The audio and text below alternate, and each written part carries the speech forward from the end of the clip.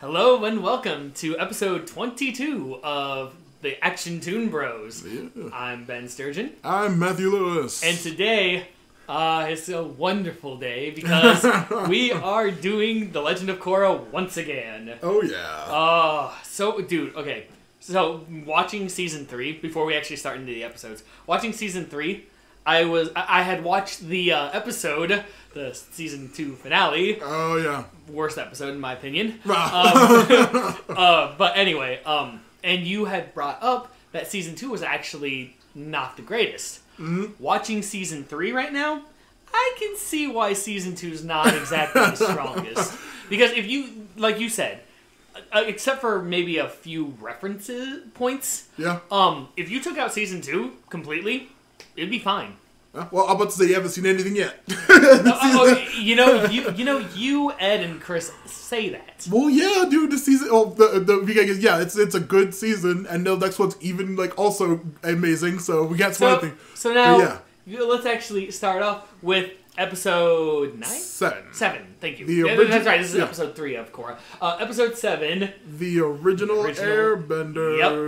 Yep, the original Airbenders. I actually forgot to put Shiro's intro in this. I didn't get the specifics of it, but the last time is about the Air Nation Reborn. All the new recruits of the growing Air Nation are going to the Northern Air Temple. Yep. To train with Tenzin. Yep. That's pretty much. And of course, some kind of Zaheer's and Zaheer's Zaheer's the bad guy and all that stuff. But anyway, so we cut to the Northern Air Temple, where Tenzin is giving. I was gonna say it opens up miles away from the temple, and you see a bunch of spirits just in the area around, just dancing around and everything. Oh yeah. But then it goes then you actually see Tenzin giving a story about Monk Tengshu, and he just giving all of these facts, and he's excited about this, and everyone is completely bored. Yeah, he was fasting for 97 days. Then he gained everyone. Yeah, everyone is so bored, except for Otaku. Yeah, I was about to say. Yeah, Otaku is the only one who's interested. That is hilarious. I'm assuming the name is on purpose. Yeah, it has to be. Dude, a lot of these names better be on purpose. That was hilarious. But of course, as all of that's answers all the questions, and Tenzin's anyone besides him. What? Otaku? And then, of course, as all of this is happening, he's interrupted by Boomy. Yeah, Boomy and Boomju. Yeah, and Boomju. Who are distract the class by saying Tenzin's boring. Yeah, pretty much. He's Tenzin's boring. Let's do some other things. And of course, everyone's yeah, and they it's just everyone's been. Tenzin's just But Tenzin says, okay, everybody's in training, and everyone's really impressed with how fun and cool and awesome it looks riding the bison. He's like, oh, that's awesome. When do we get a chance? And he's just oh, not gonna be for a long time. Yeah, not gonna be for many, many years. Yep, and that is when Kaya arrives. Yep, Kai arrives, and he's just wow, look at them. Oh, wait, no, before that, Kai says that, oh, well, we want one. When are we going to get one? And he says, no one's allowed to. Not yet. Yeah, he's just you're still acolytes. And then Iki and Milo arrive with the more recruits from the last episode with Zaheer. Yep.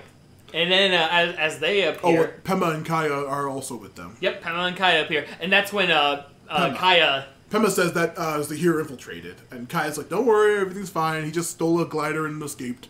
Yeah, and also a necklace with some monk's thing in it. He's Lahima. Yeah, he's Lahima. He's of course he would, because that's important. Yep, we'll find out. She says, didn't you study? And she's no. The dad always tells those boring stories about that monk who fasted. That was so boring. And he's just oh. Oh. And Tenzin's just Yeah. And then of course, this is when we get the call from Korra on the radio about Zhaofu. Yep. Zaofu. Yeah, about Zaofu and Opal. Yeah, and Tenzin's just oh, this is so great. But he's wait, Lin went to Zaofu? He's surprised. Yeah, he's wait, what? She went home? And it's when Bolin talks to her, oh, hey, it's great to see you. Hey, she's amazing, she's wonderful, and she's, oh, sorry. Yeah, Korra kicks him off the mic. Korra's is ugh.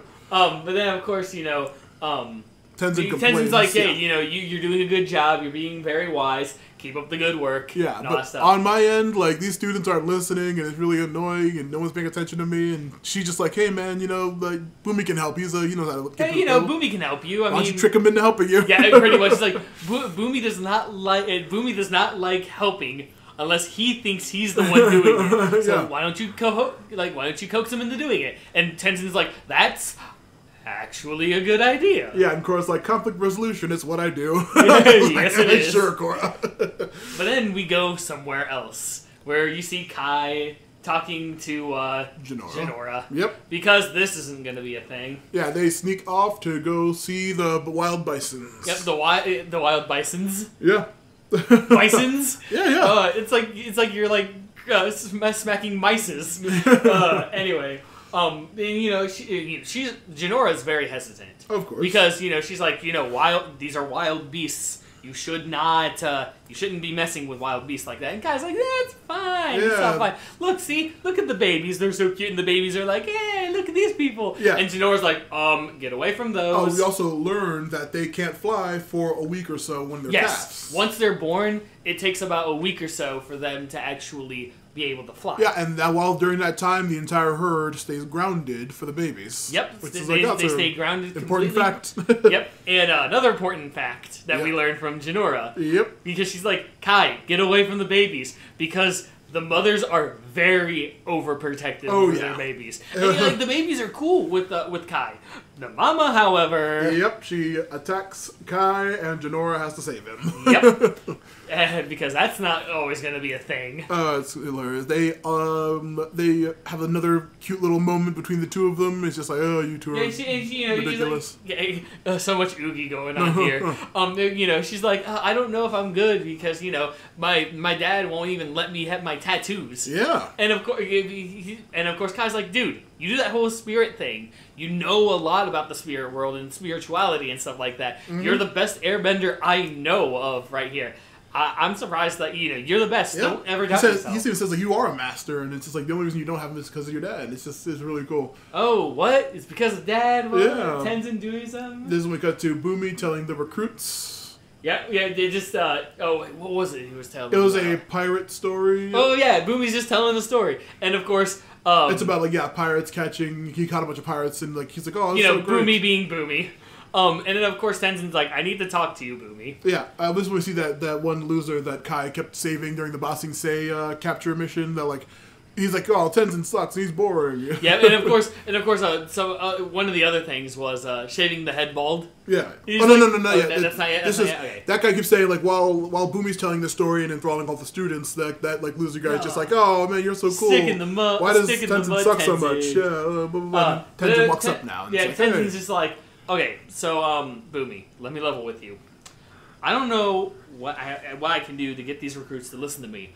How about you tell, how would you do this if you were in charge? Boomy's like, well, if I were in charge, I would be heavy on them, they're troops, so, and Tenzin's like, you're a genius, Boomy. Boomy's like, yeah, I know.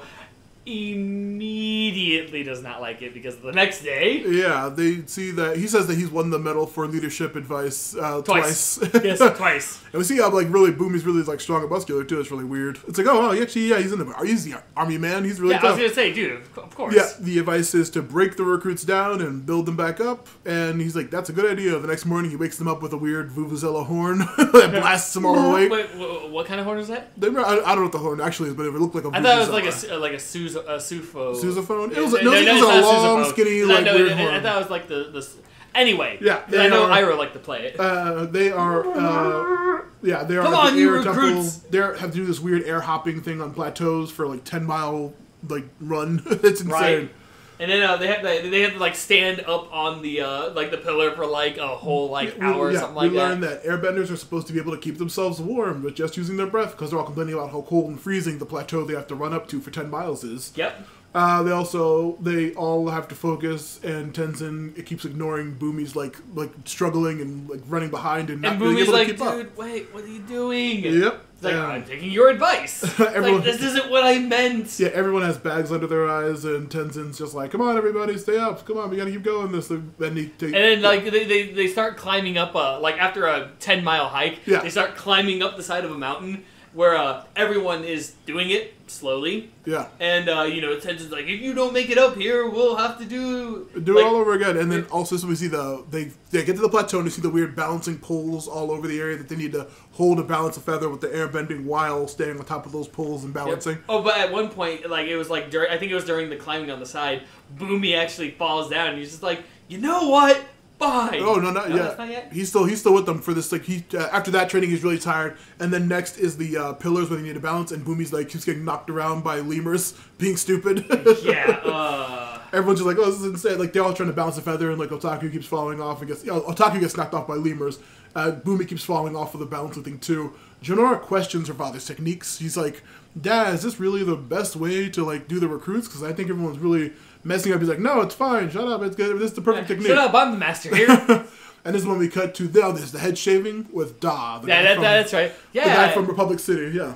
He's like, Kai says this is really weird. He tries to distract Jinora again with the baby bison, but she ignores him. No, we need to pay attention. And and of course, one guy. Which one was it? Was it? Da's the one who gets his head shaved. Yeah. Da's already getting his head shaved. Yeah, and then and then that's when Tenzin's someone's like, we don't have to do it. And Tenzin's like, of course not. I won't make you do anything you don't want. Yeah, and Da's like, what the heck? It's so hilarious. And anyone else, and nobody wants to get their head shaved. Right. It's very hilarious. But it's also we learned something from Tenzin. Having your head bald, you can feel the air around your head. Feel it flow through. Yep. And then that was the reason for this. But anyway. And the next thing is the obstacle course. Again, where Jinora says, this is too difficult. Are you sure you want to do this? This seems like a bad idea, Dad. And he's just like, nonsense. We need to break them down and build them up again. Everyone pretty much fails. Yeah, as a bunch of spinning bells and Milo tossing fruit at them with airbending and a big mud pit. And then, of course... only Kai does well in the whole thing. Kai's the only one who does it. He doesn't even beat it. He still fails at the end, but everyone he's doing the best until he messes up. Mm-hmm. At the end, everyone but Boomy is finished, and Tenzin's yelling at him come on, Boomy, if you don't pass, we're gonna do this all over again. And if you don't, then everyone's like, come on, Boomy, you do it. And then this is when Boomy's like, you know what? I'm too old for boot camp, and then I don't need to go through boot camp again. Yeah. I'm out. I quit. And then this is when all the other airbenders when do we get to see our family? When do we get to eat? I'm tired. This is really they start complaining, and Tenzin's just like, stop it, everyone, pay attention. Jinora, you deal with them, and then he leaves. Oh, wait, isn't this when she brings up, does this mean I can get my tattoos? Yeah, and he says, and he's like, what tattoos? And he's like, well, Kai says, Kai, no, never. And of course they get out, and they leave, and of course Jinora leaves. And Tenzin leaves in a huff. Yeah. And Iki and Milo are in charge. Oh, Lord, Milo's in charge. Yeah, Milo's like, you're not going to make this out alive. No one's going to make it out of here alive. Dude, Milo is just the best. He is awesome as heck. So, after that, we see, Jinora standing somewhere. And Kai's like, look, I'm sorry. I didn't mean for all of that to happen. And Jinora's like, look, it's not you. It's my dad. He's being all overprotective and stuff. And, it's just like, you know what? I know what will make you happy. And they go back to look at the calves. Yep. And they're like, it was going to be a good time. But then you see some... Oh, they land and see some spirits, running around with them and stuff. And they're like, oh, this is great and nice. This is great. This is all nice. Yeah. And then we see some villainous actions. Yeah, some earthbending poachers catch them. Yep. Airbending poachers. They catch the bison. Yeah, no, they catch them too, though. Well, because Jinora and Kai were trying to free the bison, that's when they capture, at least, they try to catch Kai and nothing happened. Oh, no, Kai and Jinora both get captured. Yeah. Yeah, because as they're captured, sorry. I'm jumping ahead. Sorry. I was gonna say no, but they get captured. They get captured and they're brought to the leader, which is he's wearing a sky bison pelt, which I was like, oh, that's pretty dark for this year. Yeah, seriously. And he says, oh, we caught a couple of airbenders in the area, and he's like, oh, well, good. You know who they're looking for earthbenders? The Earth Queen is. We're gonna turn them over. Who's looking for earthbenders? Looking for earthbenders, yeah. Airbenders. Thank you. Is the Earth Queen. The Earth Queen. We can get that. We can get them for a good price. Yeah. Let's sell them with the other meat. Yeah, and this is when we see back to Tenzin pondering, Jinora saying that she's not ready. And he's like, oh, what are you doing? Yeah, I was like, dude, what are you doing? He's also meditating. He's meditating on like what was Jinora trying to get her mastership, and then also meditating on how Boomy ruins everything, and it's all his fault for giving him the bad advice. He's doing the Tenzin thing, blaming everyone but the person who's actually needs to be blamed. Yep, and this is when Pema comes up and says, Pema's "Hey, what are you doing? Look at yourself." We find out her backstory that she told her parents that she was going to be an acolyte, and how like she joined the Air Nation and all that stuff, and like how crazy it was for her and her family. And he needs time to take adjust. These people need help. And then she's like, you know what, you're right. And he listens to his wife. He tries to apologize to Boomy, who keeps ignoring him. Yeah, unfortunately, Boomy keeps ignoring him. And then, of course, I was going to say, when he's... she's like, oh, come on, you can't keep ignoring me. And then this is when he's like, where's Jinora? And then the random loser guy is like, she's off with her boyfriend. He's like, boyfriend? Oh, that Kai. Boyfriend? That Kai. And then we go back to the camp. Yep, the Earthbenders have the Bisons and Jinora and Kai in like tiny little cages. Yeah, in tiny little cages and everything like that. And this is when we learn the Earth Queen eats the bison. She loves eating animals. And also, this is like gave me a shock the first time I watched it. Rumors say she even ate her father's bear. Yep. That was the moment that made me like, what? Yeah, that was insane. I was like, whoa. Like, yeah. Dude, no, but so here's the thing. Here's the thing I don't understand. She's deathly allergic to animals. Unless they're... yeah. Okay, fine, but still. I was going to say, she hates the fur, but she loves to just kill animals to eat them, I guess. Okay, with some animals? Oh no! Well, bisons are delicious, supposedly. With some animals? Oh no, she's a carnivore. Yeah. Oh my god. But like with rare species like that? Yeah. Scandalous. And a bear? Like a bear? A weird thing that no one heard of? You mean like a platypus bear? No.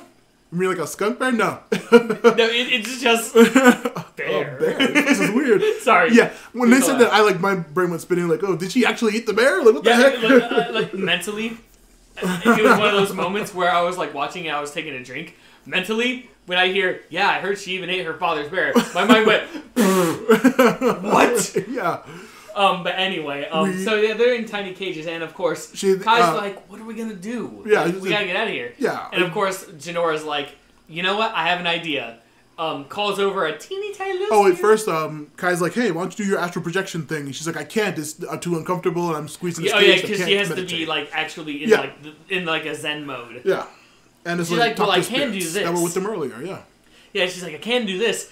There's a teeny tiny little spirit. Like a little kangaroo mouse looking thing. Yeah, it looks adorable. And she's like, hey, tell Boomju that, where we are and what's happening. And it just goes off. And of course, the spirit flies all the way over to Boomju. And it's kind of adorable, even though it can be annoying at times. Because all you hear is... Yeah. It's like... But then, of course, Boomju flies over the Boomy and tries to communicate with Boomy, and Boomy's like, wait, Jinora's been captured? Also he says, wait, I should forgive Tenzin. Wait, if they're being in trouble? He tells the whole plot. He's really funny. Yeah, pretty much. And, but you know what the weirdest thing is? Boomy actually understands Boomju. Yeah, of course. I'm not surprised. But I thought it was like understanding spirits and what they say. Yeah. I thought that was like, you had to be like super spiritual and things like that. So it surprised me that Boomy could like legitimately not just make stuff up and be like, oh, so this is what's going to happen. Like some people do to make them stuff. No, he legitimately understands Boomju. Oh yeah, remember last season when he managed to chill that dark spirit out with music. Well, Boomy's like spiritual. Though. Yeah, he's a very spiritual man. How dare you underestimate him? He goes back to the that seems to be the going thing. Of course, with Boomy is always underestimated. Yeah. Anyway, you know what? He goes back to the troops and rips them all into shape. I'm sorry? Rips them all into shape. Whips them all. No. I'm sorry. The troops? Yeah, the troops. You mean the Airbenders? No, they're troops now. they have a admiral in the Guys, army. Listen here, you. This is what we gotta do. Jinora and Kai have been kidnapped. 2 of our own have been kidnapped. We gotta go and we gotta save them. And everyone's like, but how? Yeah, and then he's like, come on, we gotta do this. They all, join together and they find the rustlers. Yep, they find the rustlers, and they, it's been a while. But how do they do this? They're scoping them out, and they're just like, oh, there they are down there at the hill. Like, what should we do? Da was like, I'm too scared to. And Boomy's just like gives them a speech about, hey, we can't. Oh yeah, that's right. Because one of the things he always prides himself on is motivation. He says, come on, we can't leave. We have to save them, and this is important. And like. And blah blah blah. Yeah, motivational speech. While he's whipping him into shape, Kai manages to escape his cage because he is a street rat. Yeah, of course he's a street rat, and he tries to help Jinora, but they find. Hey, what are you doing? He's like, hey, what are you doing? Get back in your cage. And he starts whipping the wrestlers with his airbending, but that is when the rest of everyone else arrives to help, including shaved head Da manages to sense an earthbender behind him. Yep, because they have this amazing all-out fight with airbending and a bit of earthbending, and they even have a car chase. But yeah, my favorite part in that was an earthbender goes to throw a rock, and Da literally feels the air pressure change in his head, and he was able to dodge. He's like, oh!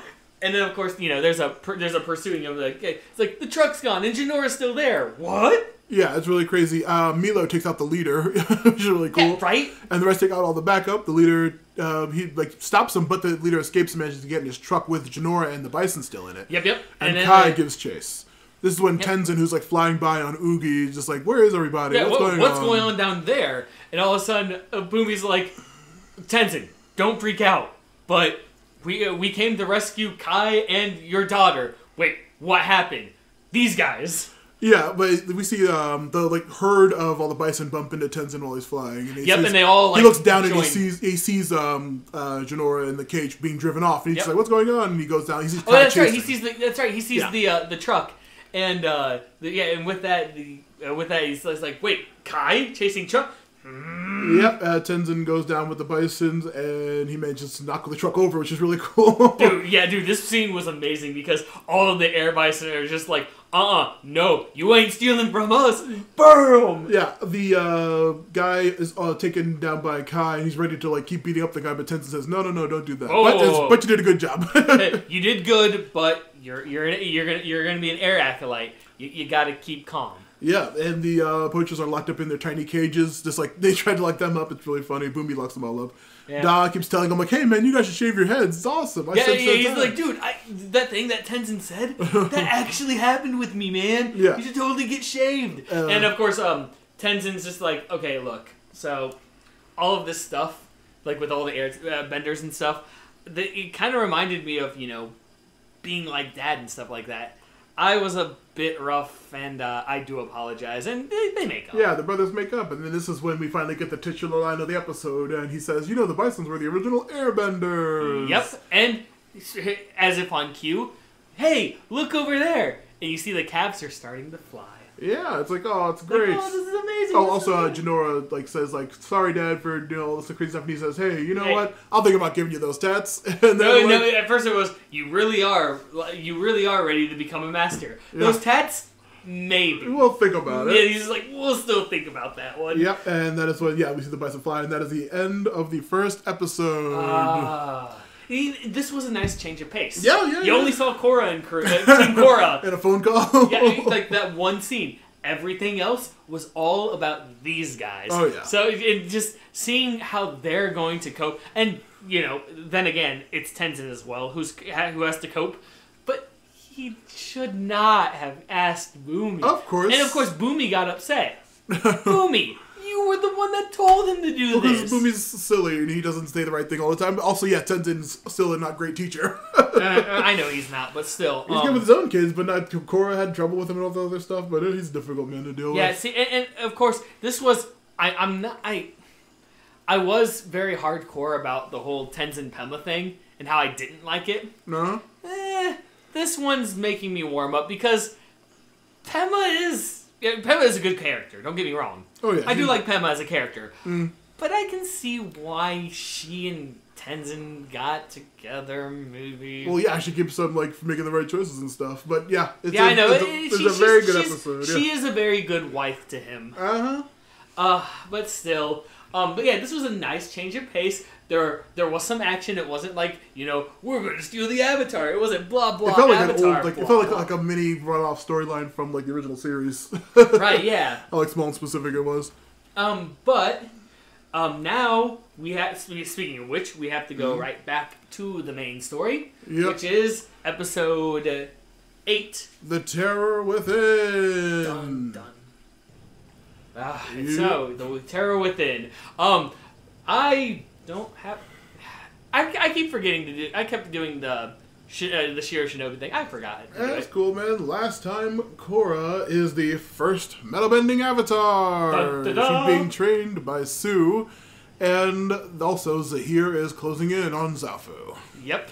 That is what the mostly about. Yeah, Zaheer is escaping Republic City, Sue training Korra to be a metal bender, and that is when it opens with Korra being really competent at metal bending. She's fighting Sue's son. I don't know if it's Wing or Wei. One of them. Yeah. It's either Wing or Wei, but we'll Yeah. go with Wing because Wing is like, dude, I can't believe I'm facing the Avatar in metal bending, and then you hear Wei's just like, I can't believe I don't have the Avatar and I have this guy. Yeah. And you see Bolin he's trying, but he's not. Yeah, doing he's very still good. unable to bend metal. He is So unfortunate. And also, like, while he keeps trying to, like, he can't metal bend back at the other twin, he just sends a rock directly at his forehead. Yep, a teeny tiny little rock at the forehead. Yeah. And of course, Mako makes fun of him, like, come on, bro. And, like, Korra's still just doing absolutely great and kicking the other twin's butt, even though she just started metal bending. right?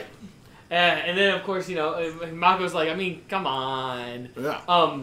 And then as all of this is happening, We hear about Opal's farewell dinner. yep, and everyone is happy except for Bolin because he's who's like, very I'm upset. gonna miss her. Yep. Bolin and Opal commiserate over her leaving, and his, Kale, talking about Kale in the salad for some reason, too. Right? It is weird, but I mean, I It's can funny. understand. Yeah, it is hilarious, and of course, it's like, this is the last meal I'll ever have with you, Chef. And Chef Pirate Man is just like, dude, it was an honor. Yeah, Varric talking about relationship advice to Bolin, and he's like, I don't want your advice. No, Yeah, thank he's you. like, hey, you want to know how to win it? No. Dude, last time, you had me leave a very psycho girlfriend. That's great, that's wonderful, but I already kind of have a girl, so... It was funny. He also talks about his new invention, an Airbender finder, and he's like, okay, well, use it, and it's like not doing anything. And then we're like, well, how does it work? He's like, oh, they need to airbend into it. Yeah. That's so stupid. I love it. It's like, come on. He's like, Airbender finder, go! That was very How does funny. it work? Airbend into it. Mako is at the opposite side of the table and unable to hear anybody, and he's just like, I don't know what's going on. And Yeah, then I can't hear anything. Aiwei's just like, oh, you don't want to be sitting next to me? And he's like, no. And he's like, I know you're lying. Yeah, right, I like it. It's like, yeah. No, it's not totally because of you. Yes, it is. Don't lie. I can tell. It was very good. It was amazing. Sue gives a toast, and the next day, Opal is preparing to leave on the ship. Yes, and it's getting very good. This is all getting very emotional and all that stuff. Yeah. And of course, like even Wing and Wei are like, ah! And Juan's just like, nah. Yeah, I know. Because edgy artist guy. Uh-huh. Lin tells Korra that they are going to head off next morning, and when they do, we see the city shutting up for the night like the weird big Liliad does. We see Zaheer and gang sneaking in at night. And so does Pabu. Yeah. And Pabu's just like making animal noises like, hey, hey. And Bolin's just like, come hey, go on, to sleep, I'm shut up. tired, shut up.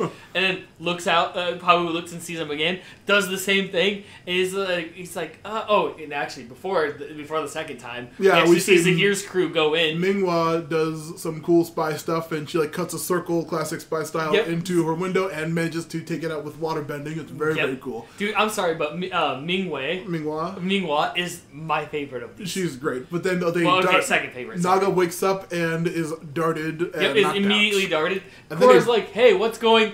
She gets darted too. Yep, and they pick her up and they start running by. Pabu again. Yeah, Pabu again is like, alert, and Bolin's like, dude, Pabu, I told you to, oh my goodness, Korra's being taken! And of course, we get an awesome chase scene, it's like, everyone's like on high alert and everything like that. We see Mako and him are both pushed back by like the airbending of the guys. It's really cool. Pushed back by a lot of things, and it leads up to Zaheer and his crew in the middle being surrounded, and it's like, they alert the guards and the whole city wakes up, right? They start setting off alarms and stuff. Plea then starts lasering out the lights of their house, like the combustion bending. Right, with her combustion powers. Oh, it's so fucking cool. With her sparky boom powers, we should say. It's so and then, of course, as all that is happening, they get surrounded, and the troops are like, "Huh, we have you surrounded. There's nowhere you can go." Oh, cool thing that Plea does. She does the Sparky Boom. I think she does it around a corner, and it hits. Yes, that is something to note. Unlike Sparky Boom Man from the original Avatar, where he could only do it in straight lines. Yeah. No, Plea was able to do it around corners. Yeah, it was really weird. I'm like, that's actually kind of cool. We see Lin and the Beifong family finally catch up and wake up and like start like pulling up metal sheets from all over the place. Yep. Not spoiler alert, but cameo alert of that guard I told everyone to keep a lookout for pops up again. She's the one who alerts them. You're right. This is when... Yeah, that's right, because they surround... with metal sheets. And they're like, haha, you can't get out because you can't metal bend. And of course, the best one best dude, is like, oh yeah? Alright, let's take a look at this. And all of a sudden you see the ground start heating up. Yeah. And it starts getting, like you said, everyone's like, wait, what's going on? They see it turning to lava and they're like, uh-oh. Yeah, he turns a whole giant circle around them into lava, now and Bolin's like, whoa. Yeah, Bolin's like, that's when awesome. do I learn how to do that? It was so cool. But then, of course, Zaheer's just like, okay, now we gotta get out of here. Yeah, Zaheer just starts airbending his way out, and it's really cool. He knocks out a bunch of guards. He's just taking out everybody. Plea continues to blast people like around corners in huge circles. And of really, course, really cool. Minghua is like doing awesome things with her arms. Yeah, Minghua but like the metal benders are barely holding back Kazan's lava, which is really cool. Yep. And of course, I think at one point Lin and Sue and Lin make their plan. With Mako and Bolin with them. Yeah, because it's like, okay, look, they say what we need to do is we need to drop down on them. We need to drop down on top, and Bolin needs to have one shot. This is when they specifically mention that what Plea is doing is combustion bending. Yes, this is what it's finally named. In order to stop the combustion, I still don't understand how this is, but apparently, in order to stop her combustion bending, they have to hit the eye. Yeah, like they have to hit her like the middle in thing her like focus. Weird tattoo focus. Yeah, eye they need thing. Bolin to snipe her like he did earlier in the battle with the Earthbender. And then of course, time to put this plan into motion. Yeah. So Bolin and Mako drop down. Bolin makes like a cover, and they they start bending at them. And Mako's like, "Come on!" Yeah, the team's too coordinated, and they keep like blocking. They're too coordinated. We can't get a shot. Zaheer and Ko, who are master assassins, they're like totally coordinated. No, they're like, we can't get a shot. And you're like, the staticky radio's cutting out, and Lin is like, is it safe to go? I guess so. And they jump. And that's when and as they're dropping, Plea sees them. Plea sees them and is getting ready to do this is one of my favorite scenes because it's like they drop. Plea looks up and sees them. She gets ready to do her combustion thing, and Bolin's like for that brief moment, Bolin's like, now's the time kind of thing because he actually takes the snipe shot, takes the shot, and bam. Hits her right in the head, and like her combustion thing like goes off in a different direction. No, just like whole thing, like Combustion Man when he got hit by the same thing. He looks like all over his face, like, exploding, and then just like knocks everyone. And then they actually save Korra. Yeah, Korra. This is when Korra wakes up, I believe, right? Yeah, or she's still knocked out. She wakes up, but she's still kind of paralyzed. Okay, yeah. Yeah, but either way, it's just like. That part was so good. No, they almost get Korra, but Zaheer sees it and he keeps the guards off of them and tries to glide Korra away. And then Sue shreds the glider. That's right, Sue and he falls to his gang. He airbend blasts and they just like disappear. Yep, and they vanish. That's right, they vanish in like the smoke. Yeah, it's really cool. Yeah, dude. Skip on their part. And of course, dude, I'm sorry, but one of the most beautiful things is seeing the hardened lava kind of crater-looking thing. It looks so beautiful. Because with them being, is this on the field where she's being healed, or are they in a lab? Because Aiwei points out, this is Shirshu poison. Yeah. Oh, that's right. He does. It's Shirshu. If you remember the assassin Jade from The Last Airbender who had that big anteater. Oh, with the tongue that paralyzed people. I should know this because the Shearshoe was always familiar to me. Yeah. It's the giant anteater thing. It's like whip. Yeah, people paralyzed. Yeah, I was like, oh, that's a nice little shout out. That is. Lin yells at Sue for failing almost to get and says that the other team was too organized and Sue couldn't do anything. And Sue's like, well, I have a truth seeker. I have a truth seer. Yeah. So why don't I just... Also, that guard I told you to keep an eye on also pops up again during this scene. He says, oh, we should get everyone together. Yep, we should get everyone together and we're going to interrogate everyone. So, they do. Yeah, Aiwei says the traitor, if there's a traitor who knew about where Korra would be and how they can infiltrate the city, there has to be, and it has to be one of the guards. Yep, and it has to be one of the guards. Yep, so they're like, okay, that makes he's sense. a truth seeker. He's needed to find out who did it. And, of course, they interrogate so many people. Yeah, none of them are lying, though, and they don't know what's going on. They even get to Varric, which is very funny. Yeah, that scene was hilarious. It's like, okay, Varric, so... tell me your name. Tell me, it's like, dude. Yeah, Varric's questions annoys Aiwei, and he's just like, oh, just get him out of here. Yeah, Sue, just go. Yeah, Lin demands that even Sue is tested. And she's like, what are you doing? This is ridiculous, Lin. Finally, a guard, Hung Lee, is next. And he triggers Aiwei, says he is the traitor. Sue immediately starts roughing up the guard. Oh, yeah, immediately. But then the guy is like, no, I was telling the truth. What are you talking about? Yep, take it away. Like, take him away. And this is when they search his place. Yeah, whose place? They search Hung Lee's place. Yep, Mako, they search Hung Lee's place, and Mako they all look clues. Yeah, they find clues, and they even find his like food. yeah, Bulin's finding clues. Yeah, but you can't do it on an empty food. stomach. Yeah. But anyway, so they look and they find like Asami finds a log. Of all of finds his the notes. log, and then we also find a note to Zaheer and his crew. Yeah, saying like I'll let you in and stuff like that. Everyone's like, okay, so evidence points to him. Case closed. We found him, and Mako's like, wait. No, Aiwei's like, let's not arrest. Oh, yeah, Aiwei's like, let's not arrest him yet. And he's like, wait, why not? Why is something's weird? Yeah, it's very weird. That's this when Mako's suspicious. It's like, wait a minute. It's like, wait a minute. And then I forget who it was that comes to the conclusion. He's like, I think we should go actually check the yard. Check the yard and check the yard a little bit. Yeah. And so they look around and Mako doing his real detective work. The one good thing he can do. He says that they should talk to the guy again because they need to get some information. He says that the guard is too young to be working with an evil gang that's been locked up for 13 years. Yep. Or 16 or 13. It was 13. 13 years? Yeah, it was definitely 13 It's literally years. impossible. Yeah, because he was like 18 years old or something like that. Yeah, that'd be literally he'd impossible. be a kid. Like, he'd be a child if he was working with them. Yeah, it'd be impossible for that to happen. But Varric is there collecting pumice stones, which are the feet-rubbing rocks. For his corny feet, literally. He says that, like, oh, you know what? This evidence is too good. Which, by the way, it was really funny. That's the scene, by the way. Yeah. The picture you used for season 1 with everyone going, ugh. Yeah. That is the scene. Like, when I saw that, I'm just like, oh, Matt, why? Oh, that's funny. It was beautiful, but still, it's just like, So, of course, Varric, again, he's the bad good guy. He's like, look, if it were me, I would totally, plant that evidence. Yeah, frame job. If I'd plant the evidence and frame someone. And Mako's like you did with me. And Barry's like, of course, like I did with you. See, you understand.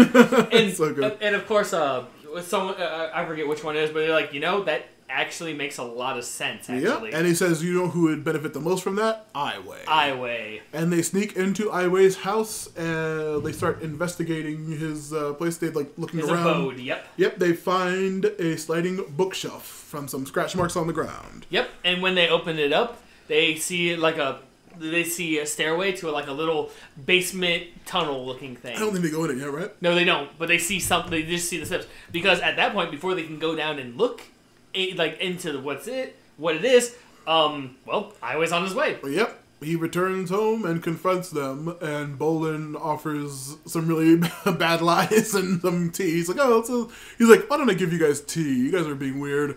Yeah, you guys are being weird. So they actually confess as to what they were doing. Yeah, they don't confess. They're funny. It's funny because they know they can't lie, so the whole scene they're giving very vague, half-truths. Yeah, it's a very cool scene because they never acknowledge that, but it's a very cool, smart tactic.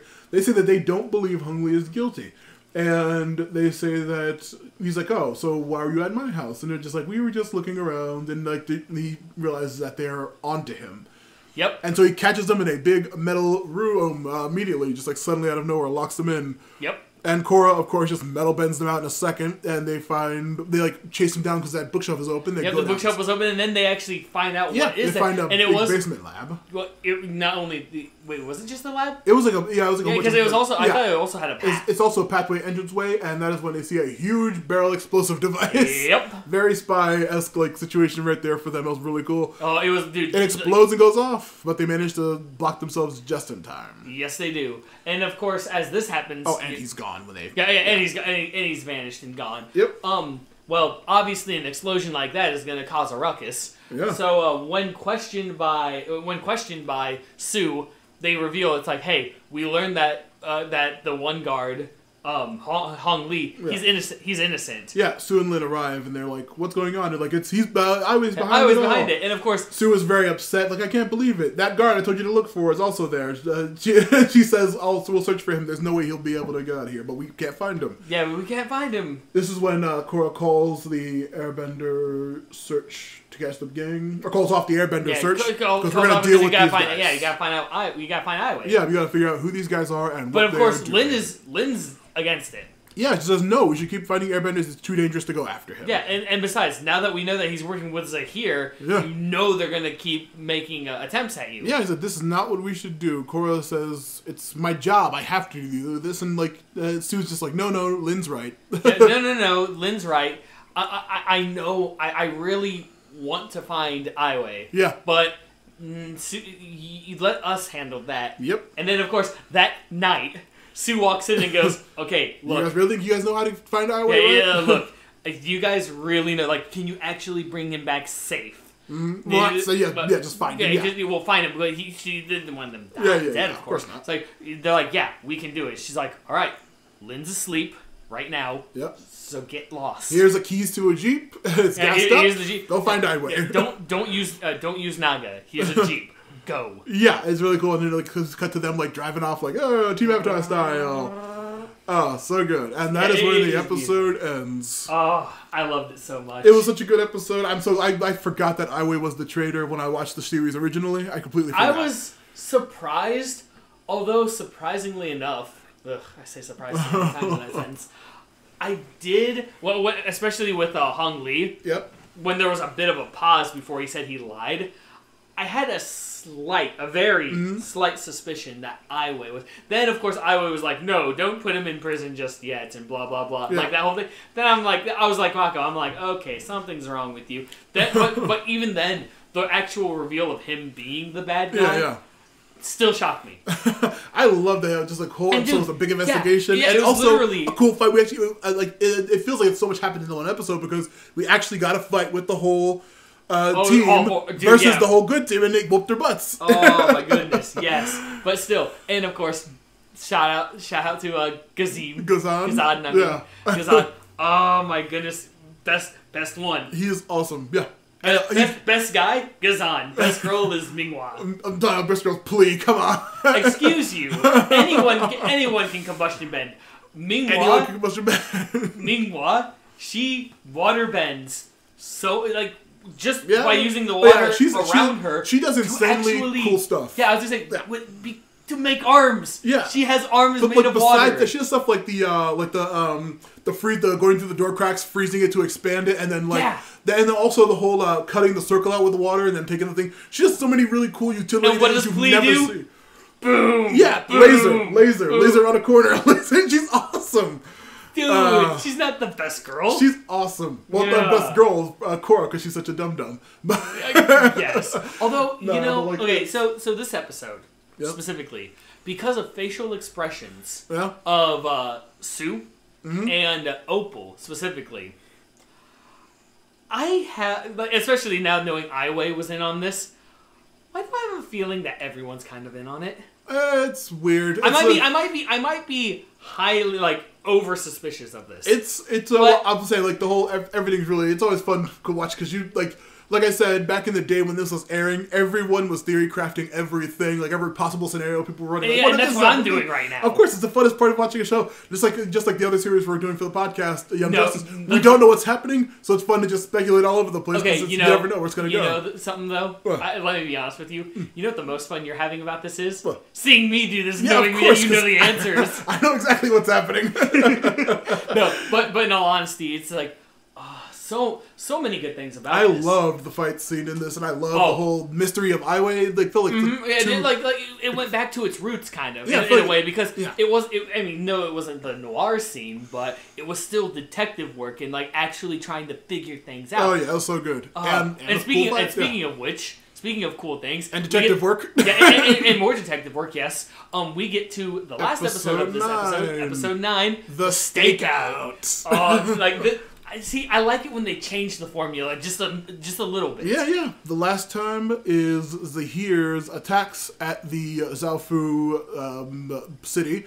We see that Aiwei is the traitor and that they are in a gassed up Jeep and they are after him and on the trail. I wonder how gassed up it was, though. Fully. Come on, she's rich. She runs the town. She's not going to have to give him half a tank. But we start off with, Team Avatar searching for signs of Aiwei. We see, it shows them entering a dusty old town, and they go to a dirty old tavern for clues, just like like old school tabletop style. Like, seriously. And all of a sudden it's like, hey, so,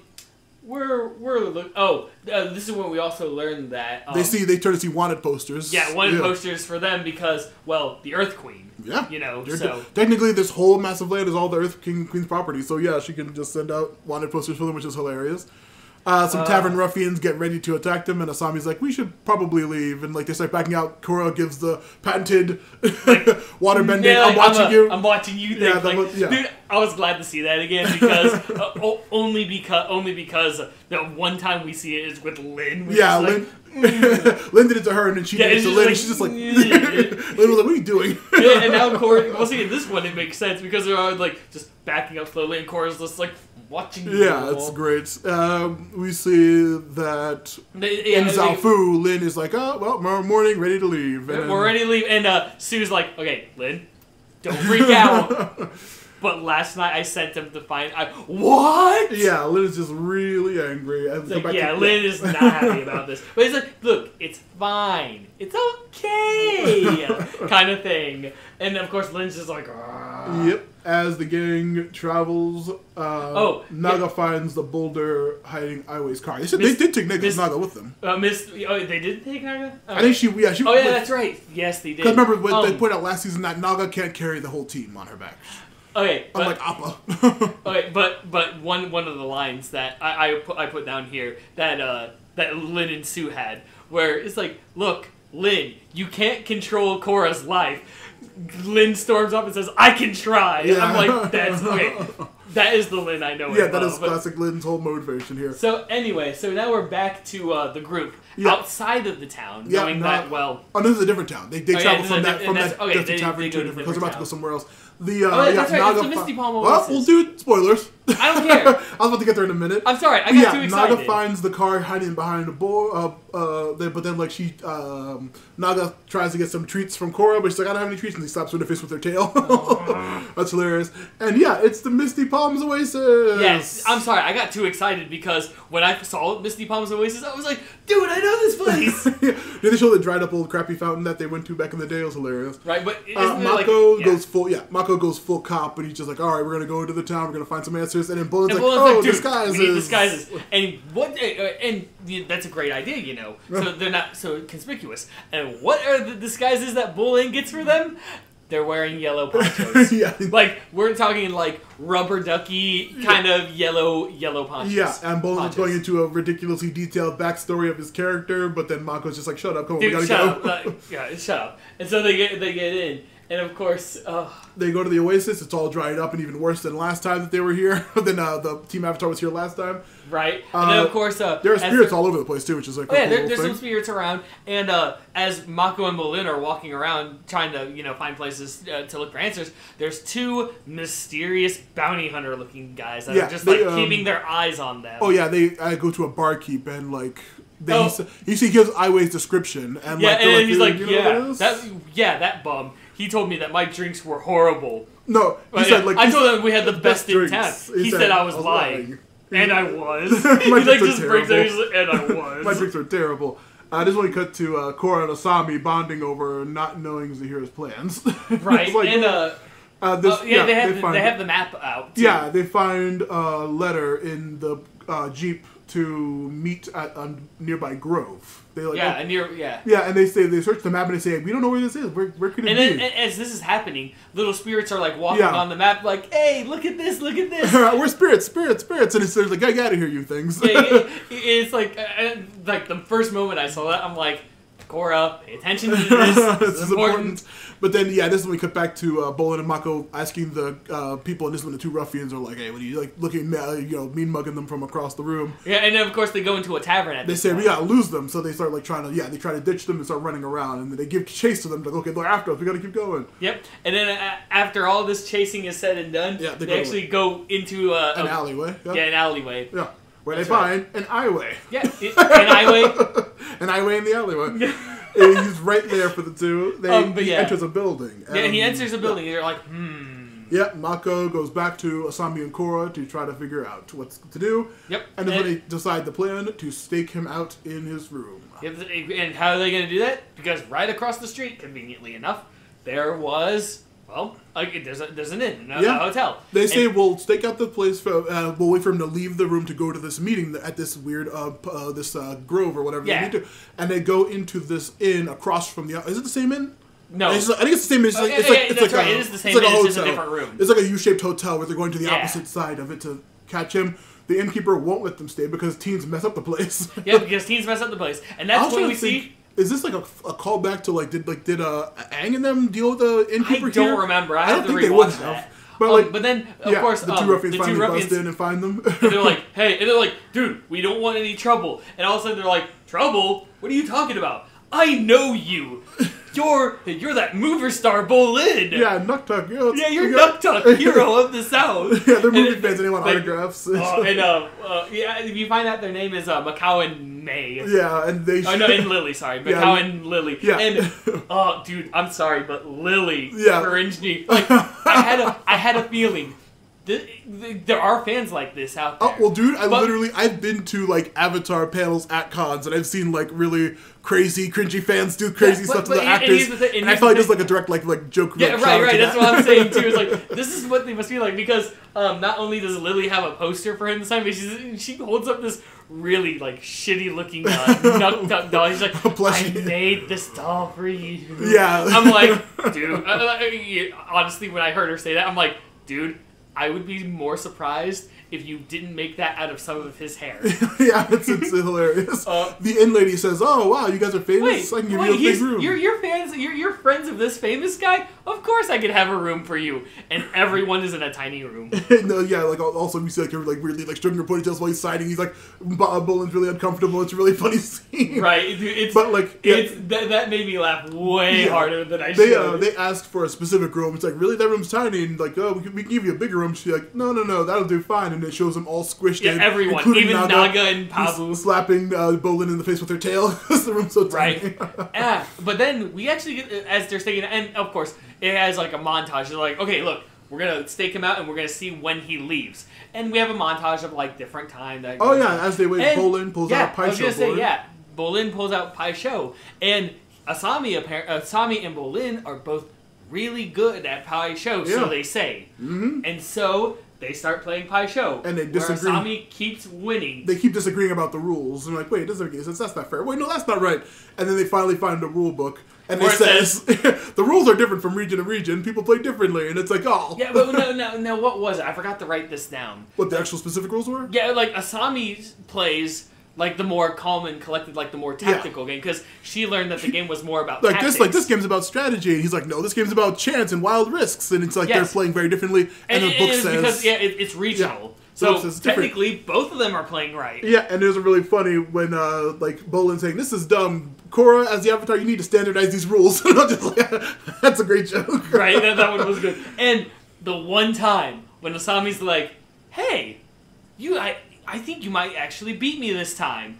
And Pabu runs up and like destroys the board. Jumps down and destroys the board. He's like, "Pabu, no!" But just the fact that they were playing Pai Sho, just anytime someone plays Pai Sho, because I like the whole thing with Iroh, because Iroh is all about the White Lotus. That's where it's from. Mm-hmm. Oh yeah, I know. Mako, Mako. More time passes and nothing. Yeah, Mako asks what the plan is with Zaheer.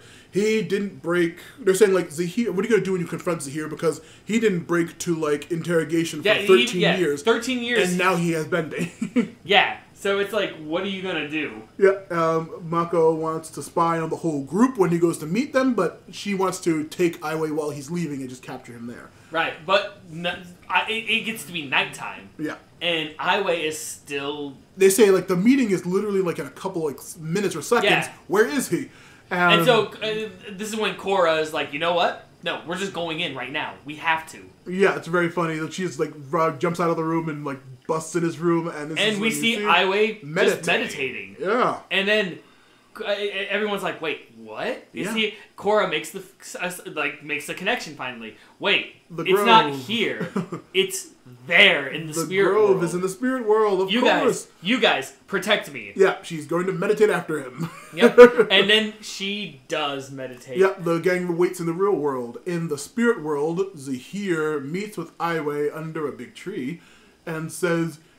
Aiwei, what are you escaped and they found out who you were? Well, now you're a loose end. Yep, now you're a loose end. And then this was awesome because after, like, I feel like Aiwei tried to do something, but Zaheer not only, like, just instantly is to him, but now they're, like, in a totally different area. Yeah, he grabs him and teleports him to the fog of lost souls. He just... Yep, so Aiwei is lost forever. Yeah, just a spiritless body. And Korra's like, what the heck? Korra jumps on and says, Zaheer! And Zaheer's like, oh, hey, Korra. He confronts her. Yeah, I was going to say, Korra does not see that, I don't believe. No, he just sees him teleport away with Aiwei and then return. But then like, this scene, I was on edge this entire scene. Of course. Every time the main villain just has a monologue with like the hero, it always like puts me on edge a little bit because it's so good. Korra's just like, I found you here, and he's just like, oh, Korra, and he just sits down and like meditates, like, folds his legs, like, hey, what's going on? Let's talk. It's like, hey, let's just talk. He says he'll answer any question she has. And she's like, wait, what? He's like, just sit down and talk. He's like, no, I'm taking you in. He's like, look, we can't bend you don't have your right bending. Now. We're just sitting here talking. Like, we're just gonna sit. All we can do is sit here and talk. And this is what he says. His goal is to spread freedom to the world, and his group is called. Well, hold on.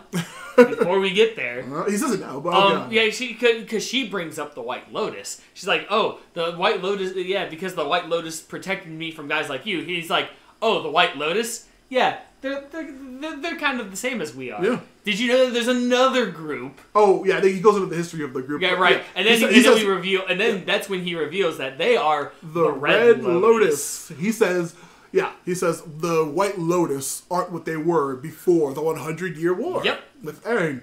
All before the 100-year war. When the White Lotus chose to work with the Avatar. And that's after the 100-Year War, which is when Iroh, Master Paku, the other members, the Firebender guy, like all of them, were revealed to be White Lotus. They decided to work with the Avatar. A man named Xiaobao. Xiaobao separates and creates a splinter group. Yep. Which is like, and he says Unalaq was with that group. Yep, Unalaq was a part of the Red Lotus. Yeah, they learned that Unalaq was with them, and he tried to take Korra as a kid. Yep.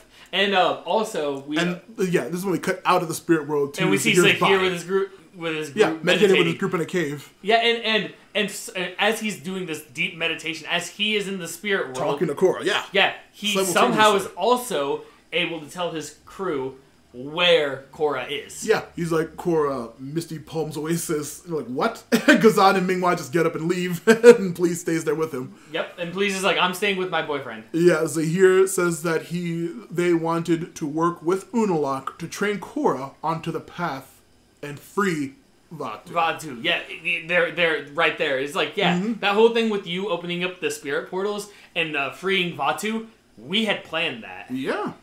And of course, Korra's just like, wait. So what are you after? And Zaheer's like, we want exactly what the White Lotus wants. We want order in the world. So why not try to assassinate some of the higher ups and stuff like that? Before we get to that, but yeah, back outside, Mako spots Minghua and Gazan. And he's like, things are about to get real. Yeah, they are ready to take Korra away as Asami leaves the brothers' fight. The brothers are like, we're gonna take care of Gazan and Minghua, and Asami's like, I'm gonna get her out of here. Yep, I gotta get her out, so she takes Naga and goes. Yeah, this is when we cut back to Zaheer saying that Unalaq didn't join in on Korra's kidnapping when the plan actually went down, and that is when his team was taken. And when they were kidnapped, or when they were detained, Unalaq went on to pursue his own goals of becoming this dark avatar thing. Yeah, that was all his plan. He's like, yeah, that part, I can totally agree with you, Korra. Yeah. We didn't plan that part, at least. We just wanted you to open the portals so Vaatu could be free during Convergence. We just wanted him to be free. Yeah, and that was his dumb, that was all his business. He just went out on his own. Yeah, that's so cool. And also, we'll talk about it after the episode, but like, Zaheer wants to restore balance, and he agrees that returning the spirit, like, you understand, you knew that Wan was wrong when separating the spirits, but also getting rid of all human leaders, like the corrupt President Raiko and the insane Queen of the Earth Kingdom. And Korra's like, whoa, okay, whoa. You had me up to that point. And he's like, what, am I wrong? The Fire Lords, one royal ambition almost destroyed the entire world and wiped out an entire race of people. They're awful. And she's like, you're not wrong about that, at least.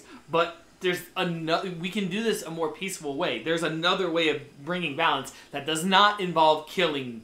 That does not involve killing anyone. Yeah, he says disorder is the true way of the world, and then he quotes Guru Lahima once again at her. Yep, new growth cannot exist without first the destruction of the old.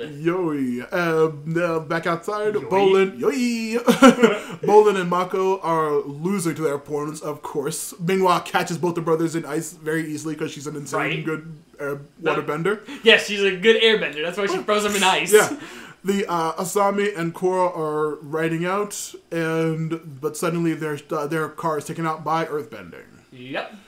Then we go back inside. Yep, back into the world where like Zaheer was just like, look, this world was destined to be destroyed so it could be rebuilt. Yeah. We need to do this. I need you to help me with this. Mm-hmm. Korra is trying to convince Zaheer, but he's like, well, at this point, my guys should have you detained already. In the physical world, they should have you by now. And just when she wakes up. And she wakes up and she is bound. Like a Hannibal harness with like the mouth and the arms styled up and like a straitjacket.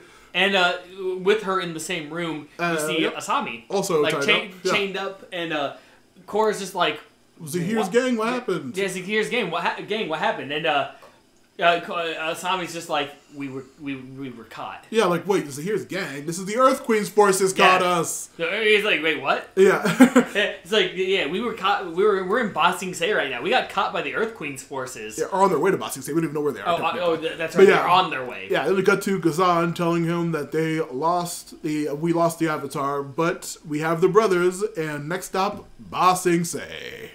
End of episode. Yo. Oh my God. Yeah, a very, very, very good episode set. The first episode was good because I liked, it was a nice little side story, yeah. The second one, I'm like, okay. Intrigue, cool. Intrigue. This one right here was, once again, one of those episodes where I was like, finally just jaw on the floor. Sorry. Like, everything's on the table now. Yeah, it was so good. I love finding the true purpose, the Red Lotus being revealed, what they're for, what their ideology is, why they're doing this. It's all explaining all that nonsense from season 2.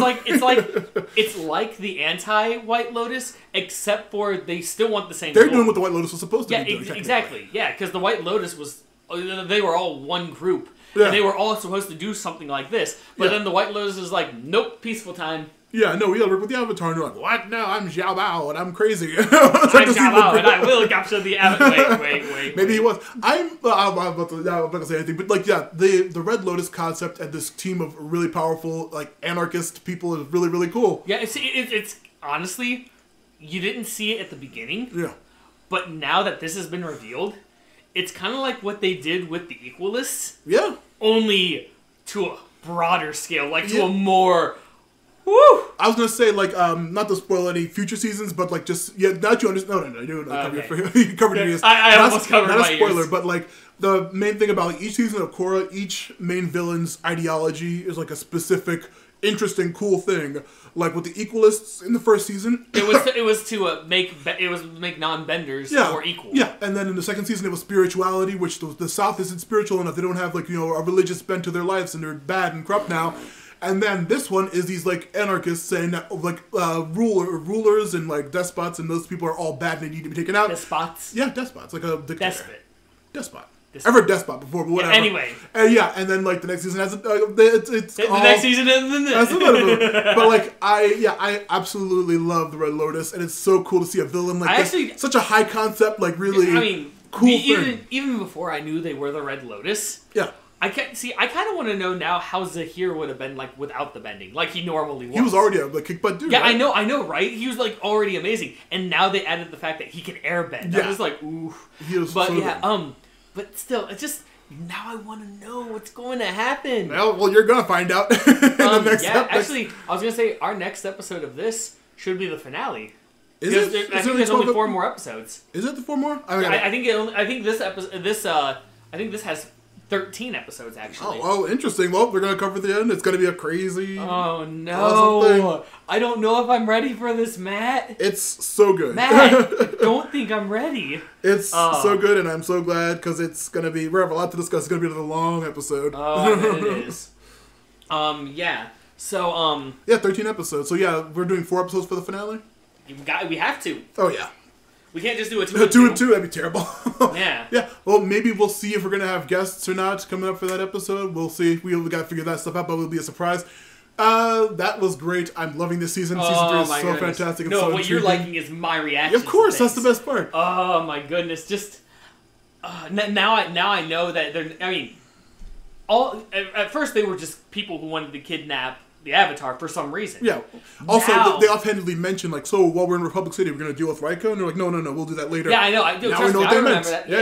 I remember that, because they were talking about taking him out. Yeah. Now I see that they're a more aggressive... Okay, I can't believe I'm saying this, but tell me that this is wrong. They are what we in America were in 1776. They're chaotic, and they're going to take like the whole like balance and everything through chaotic nature. They're anarchists technically. It's so cool. I just love the religion. It's so intriguing. And don't get me wrong, I loved Amon and the Equalists. Yeah, and Unalaq was there. And apparently Unalaq was there, but still, just everything is now falling into place. Oh, so good. Now, if this is how season 3 is gonna be, I cannot wait. Yes, I can, but I cannot. You're gonna catch a finale. You might wait till season 4. It's gonna pop off for the next couple of episodes. It's so good. All right. Well, oh my goodness! Yes, fantastic. I'm so hyped. We will record those episodes soon. It's so fun. I love this season. I love Avatar. Korra is so good. This whole show is amazing. You know, I've said this once. I've said this a million times. Yep. I'm gonna say this again. I don't know how I missed this when I was growing up. It's so good. Oh my goodness! Like I love Avatar: The Last Airbender, and somehow this went under my radar. Oh, so good. All right. Okay. So me, I don't have any plugs, unfortunately, but you. Yep, Matthew Lewis P on Twitter, Matthew Lewis Podcasts on YouTube and Patreon, and also the Forgotten Minotaur King podcast. Yep, and again, if you haven't listened to the Forgotten Minotaur King, give it a listen to. Give it a try, because it's really good. Very good storytelling, and the voice is amazing. Thank you for the compliment, Ben. Well, we're going to take it sleazy, or keep it sleazy. I can't remember which one we use anytime. You can take it sleazy. I'll just keep it sleazy. All right, see you guys.